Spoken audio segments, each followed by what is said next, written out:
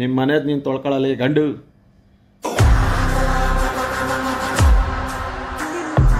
ಜಗದೀಶ್ ಅವರೇ, ನಿಮ್ಗೇನಾದ್ರೂ ಸ್ವಲ್ಪ ಆದ್ರೂ ಮಾನ ಮರ್ಯಾದೆ ಇದೆಯಾ? ಒಬ್ಬರ ಬಗ್ಗೆ ಮಾತಾಡ್ಬೇಕಂದ್ರೆ 10 ಸಲ ಯೋಚನೆ ಮಾಡಬೇಕು. ನಮ್ಮ SR ವಿಶ್ವನಾಥ್ ಸರ್ ಬಗ್ಗೆ ನಿಮ್ಗೇನ್ರಿ ಗೊತ್ತಿದೆ?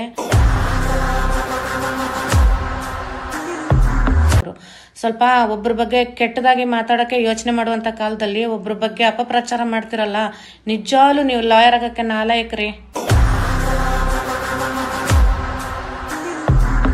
ಮಿಸ್ಟರ್ ಜಗದೀಶ್ ಕುಮಾರ್, ನೀನು ಕಳೆದ ಕೆಲವು ದಿನಗಳಿಂದ ಕೆಲವು ಗಣ್ಯ ವ್ಯಕ್ತಿಗಳ ಬಗ್ಗೆ ನೀನು ಬಹಳ ಏಕವಚನದಲ್ಲಿ ಮಾತಾಡ್ತಕ್ಕಂಥದನ್ನ ಮಾಡ್ತಾ ಇದೀಯ. ನಾನು ಕೂಡ ಅಡ್ವೊಕೇಟ್ ಆಗಿ ಸುಮಾರು 16 ವರ್ಷಗಳ ಕಾಲ ಅನೇಕ ಹೋರಾಟಗಾರರ ರೈತರ ಕೇಸ್ಗಳನ್ನ ಕೂಡ ನಡೆಸ್ತಾ ಬಂದಿದ್ದೀವಿ. ನಾವು ನಿಮ್ ಪರ್ಟಿಕ್ಯುಲರ್ ಆಗಿ ಮಾನ್ಯ MLA ಅವ್ರ ಬಗ್ಗೆ, ಯಲಹಂಕ MLA ಅವ್ರ ಬಗ್ಗೆ ಮಾತಾಡ್ತಾ ಇರ್ತಕ್ಕಂಥದ್ದು ನೋಡ್ತಾ ಇದೀವಿ ನಾವು ನಿನ್ನ ಯೂಟ್ಯೂಬ್ ಅಲ್ಲಿ ಎಲ್ಲ ಕೂಡ. ನಾನು ನಿನ್ನ ಅಡ್ವೊಕೇಟ್ ಆಗಿ ನಿನ್ ಕೆಲವು ಪ್ರಶ್ನೆಗಳನ್ನ ಕೇಳಲಿಕ್ಕೆ ಬಯಸ್ತೀನಿ. ಜಗದೀಶ್ ಕುಮಾರ್, ನೀನು ಮಿಸ್ಲೇನಿಯಸ್ ನಂಬರ್ 781/2025 ನ ಒಂದು ಬೇಲ್ ಅಪ್ಲಿಕೇಶನ್ ಪಿಟಿಷನ್ ಅಲ್ಲಿ ನಿನ್ ಬಗ್ಗೆ ಬೇಲ್ ಹಾಕಂದಾಗ ನಿನ್ ಬಗ್ಗೆ ಜಡ್ಜ್ ಕೆಲವು ನರೇಟ್ ಮಾಡ್ತಾರೆ. ನೀನು ಕೆಲವು ವಿಚಾರ ಹೇಳಿದೀಯ ಅಂತ ಹೇಳ್ತಾರೆ ಅವರು. ಈಗ ನಾನು ಯಾರಿಗೂ ಕೇರ್ ಮಾಡೋದಿಲ್ಲ, 10 ಕೋಟಿ ರೂಪಾಯಿ ಬಿಸಾಕಿ ಜಡ್ಜನ್ನೇ ಕೊಂಡ್ಕೊಳ್ತೀನಿ, ನನ್ನ ಹತ್ರ ದುಡ್ಡಿದೆ, ಗನ್ನಿದೆ, ಗುಂಡಿದೆ, ಎಲ್ಲ ಇದೆ, ಯಾಕೆ ಹೆದರ್ಬೇಕು, ಜಡ್ಜನ್ನೇ ಕೊಂಡ್ಕೊಳ್ತೀನಿ ಅಷ್ಟೇ, ನಿಮ್ಮನ್ನು ದುಡ್ಡು ಈಸ್ಕೊಡ್ತಿದ್ರು ಅಂತ ಹೇಳಿದ್ಯಾ ಅಂತ ಹೇಳಿ ಆ ಜಡ್ಜ್ಮೆಂಟ್ ನಲ್ಲಿ ನರೇಟ್ ಮಾಡಿ ನಿನ್ ಬೇಲ್ ಅಪ್ಲಿಕೇಶನ್ ವಜಾ ಮಾಡಿದ್ದಾರೆ. ನೀನೊಬ್ಬ ಲಾಯರ್ ಆಗಿದ್ರೆ ನೀನ್ ಈ ತರದೆಲ್ಲ ಬಹುಶಃ ಮಾತಾಡ್ತಿರ್ಲಿಲ್ಲ. ಲೂಸ್ ಟಾಕ್ನ ಅಂತಕ್ಕಂಥದ್ದು, ಸಂವಿಧಾನನ ಕಾನೂನನ್ನೇ ಪ್ರಶ್ನೆ ಮಾಡ್ತಕ್ಕಂಥದ್ದು ಸರಿಯಲ್ಲ ಅಂತಕ್ಕಂಥದ್ದು ಹೇಳ್ತಾ ಇದೀನಿ ಒಂದು. ಮತ್ತೆ ನಿನ್ ಮೇಲೆ ನೀನೊಂದು ಹ್ಯಾಬಿಚುವಲ್ ಅಫೆಂಡರ್ ಅಂತ ಹೇಳ್ತಾರೆ. ಏನಂತ CC ನಂಬರ್ 440/2022 ನಿನ್ ಮೇಲೆ ಪೆಂಡಿಂಗ್ ಇದೆ, ಕ್ರೈಮ್ ನಂಬರ್ 36/2022 ಪೆಂಡಿಂಗ್ ಇದೆ, ಕ್ರೈಮ್ ನಂಬರ್ 330/2024 ಅಂತ ಪೆಂಡಿಂಗ್ ಇದೆ, ಕ್ರೈಮ್ ನಂಬರ್ 28/2025 ಅಂತ ಪೆಂಡಿಂಗ್ ಇದೆ, ಕ್ರೈಮ್ ನಂಬರ್ 31/2025 ಅಂತ ಪೆಂಡಿಂಗ್ ಇದೆ, ಕ್ರೈಮ್ ನಂಬರ್ 37/2025 ಅಂತ ಪೆಂಡಿಂಗ್ ಇದೆ, NCR ನಂಬರ್ 17/2025, ಕ್ರೈಮ್ ನಂಬರ್ 34/2022 ಅಂತಕ್ಕಂಥದ್ದು ಕೂಡ ಪೆಂಡಿಂಗ್ ಇದೆ. ಇನ್ನು ಕೆಲವು ಕೇಸ್ಗಳಲ್ಲಿ ನಿನ್ ಮೇಲೆ ಕೂಡ ಚಾರ್ಜ್ ಶೀಟ್ ಆಗಿದೆ.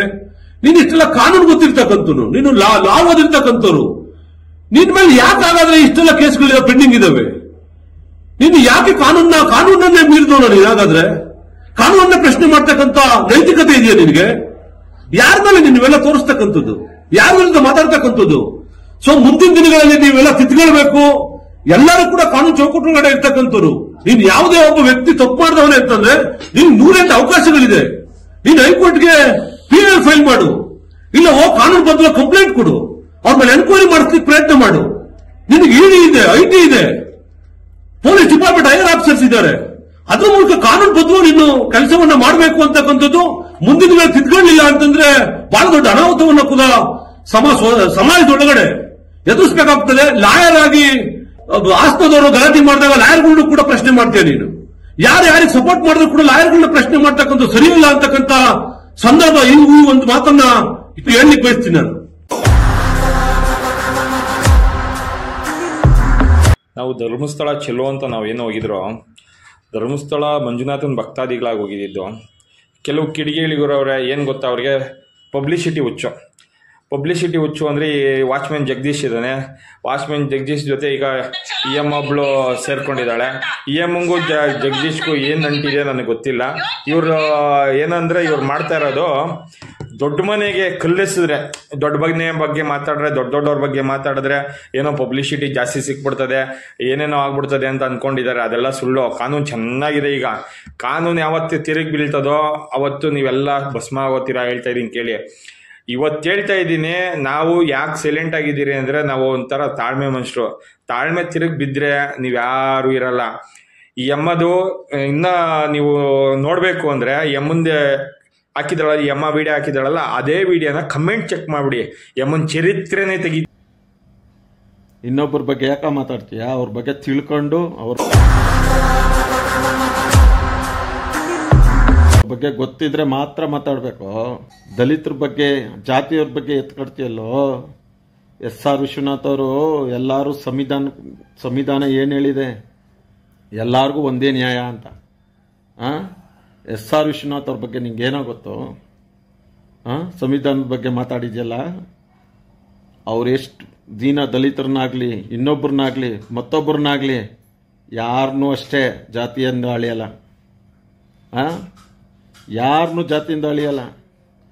ಅವರು ಅದೇನೋ ಅವ್ರ ಜಾತಿ ಬಗ್ಗೆ ಮಾತಾಡ್ತೀನಿ ಆಯ್ತಾ. ಆಧುನಿಕ ಕೆಂಪೇಗೌಡ ಅಂತ SR ವಿಶ್ವನಾಥ್ ಅವ್ರು ಮಾಡಿರೋ ಅಭಿವೃದ್ಧಿ ಕೆಲಸ ನಿಂಗೆ 3 ಜನಕ್ಕೆ ಎಷ್ಟು ಜನ ಮಕ್ಕಳು ಹುಟ್ಟವ್ರು ಅವ್ರು ಇನ್ನೂ ಹುಟ್ಟಿದ್ರು ಆಗಲ್ಲ. ತಿಳ್ಕೊಳ್ಳಲ್ಲ ಗಂಡು ಜುಟ್ಟು ನನ್ನ ಮಗ ನೀನು ಅವನ ಅಮ್ಮನೆಲ್ಲ ಮನೆ ಕೂತ್ಕೊಂಡು ಮಾತಾಡ್ತೀಯಲ್ಲೋ.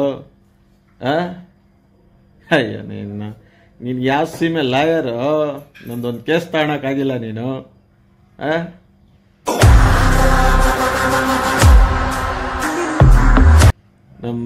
ನಮ್ಮ SR ವಿಶ್ವನಾಥ್ ಅವ್ರ ಬಗ್ಗೆ ಮಾತಾಡ್ತೀಯ.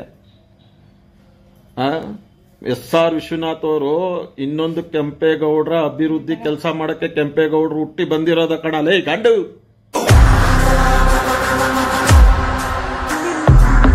ತಿಳ್ಕೊಳ. ಯಲಹಂಕ ಕ್ಷೇತ್ರದ ಬಗ್ಗೆ ಮಾತಾಡ್ಬೇಕಂದ್ರೆ, ಶಾಸಕರ ಬಗ್ಗೆ ಮಾತಾಡ್ಬೇಕಂದ್ರೆ ನಾಲ್ಗೆ ಬಿಗಿಡ್ದು ಮಾತಾಡು.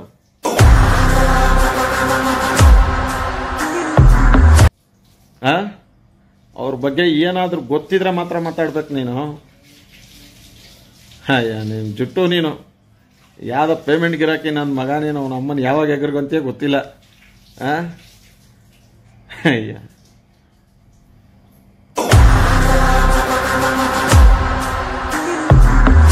ವೀಕ್ಷಕರೇ, ಇಂತಹ ವಿಡಿಯೋಗಳು ನೋಡಬೇಕಾದ್ರೆ ಐಡಿಯಾ ನ್ಯೂಸ್ ಅನ್ನು ಸಬ್ಸ್ಕ್ರೈಬ್ ಮಾಡಿ, ಶೇರ್ ಮಾಡಿ, ಲೈಕ್ ಮಾಡಿ.